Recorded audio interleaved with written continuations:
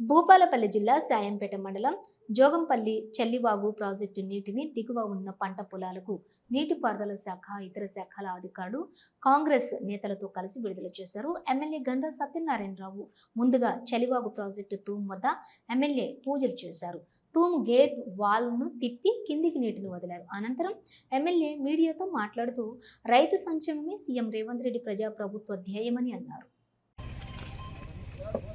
శాంపేట మండలంలో ఈరోజు చలివాగు ప్రాజెక్టు గత 2 పంటలు కూడా కాల్వల రిపేర్ కొరకు, షెటల్ రిపేర్ కొరకు రైతులు సహకరించడం జరిగింది. ఈ యొక్క వానాకాలం పంట కూడా రైతులకు ఇబ్బంది రాకుండా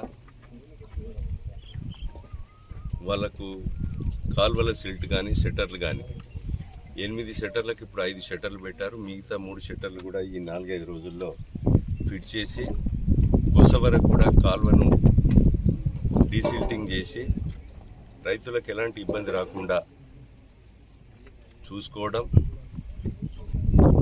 అదేవిధంగా ఈ చలివాగు కింద ఉన్నటువంటి 3000 ఎకరాలు, సుమారు 3500 ఎకరాలు రైతాంగం కూడా ఎలాంటి ఇబ్బంది రాకుండా పంటలు పండేటువంటి కార్యక్రమం వానకాలం, వేసంగి మరి కంటిన్యూగా ఇవ్వడం జరుగుతుందని ఈ సందర్భంగా తెలియజేస్తూ, దీని కిందనటువంటి రైతాంగం ఎలాంటి బెంగ లేకుండా మీరు ఈరోజు నీటిని విడుదల చేయడం జరిగింది.